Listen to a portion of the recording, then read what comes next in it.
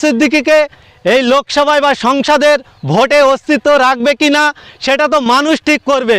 মানুষ হচ্ছে রাজনৈতিক দলের বড় দেবতা, মানুষের রায় হচ্ছে সর্বসেরা রায়। তাই মানুষের উপরে নওশাদ সিদ্দিকীর আশা ভরসা আছে। মানুষের জন্য নওশাদ সিদ্দিকী কথা বলে, ইন্ডিয়ান সেকুলার ফ্রন্ট কথা বলে।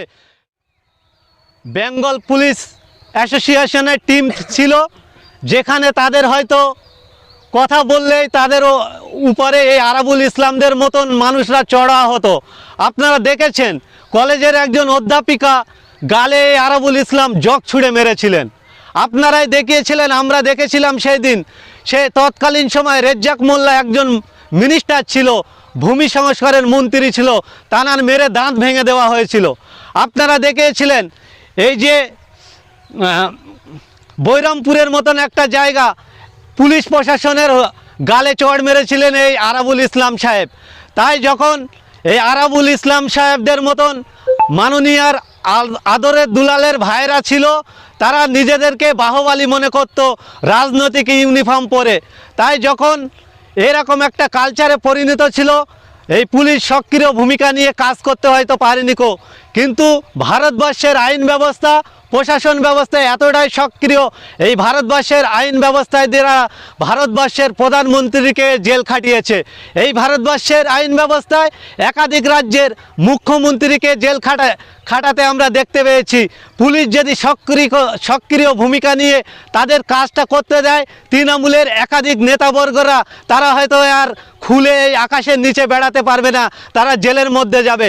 তাই আপাতত দেরি হলেও আমি ওই প্রশাসন বন্ধুদেরকে সম্মান জানিয়ে বলছি, হয়তো লেট হয়েছে, তানারা তদন্ত করে হয়তো দেখেছেন আরাবুলকে কিছু একটা নমুনা পেয়েছে, তাই অ্যারেস্ট করেছে। আমি আবারও আস্থা রাখছি সেই প্রশাসনের উপরে, তারা যথেষ্ট পরিমাণে নিয়ে এবং তার বিরুদ্ধে বিগত দিন থেকে আজ পর্যন্ত যে এলিগেশনগুলো উঠে আছে, সেই এলিগেশনের মাধ্যমে যাতে সঠিক তদন্ত করে সঠিক সাজা পায়, সেদিকটা আমি দেখার জন্য অনুরোধ করব। 22-23 বছরের যুবতীর সঙ্গে তানাদের সম্পর্ক ছিল। আমরা কুন্তলকে দেখেছি, এরম একাধিক নেতা নেতৃত্ব দেখেছি। আমরা দেখেছি হাঁসখালির সেই আমার বোনের কথা, তাকে কিভাবে এর যে নরখাদ্য হিসাবে ব্যবহার করে তানাকে মারা হয়েছিল।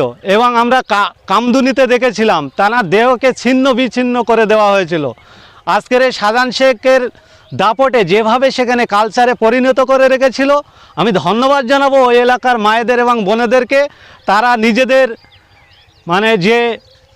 নিজেদের যে একটা প্রতিবাদের জায়গা তৈরি করতে পেরেছে এবং প্রতিবাদ করতে পেরেছে, তাতে আমি ধন্যবাদ জানাবো ওই সমস্ত মায়েদের।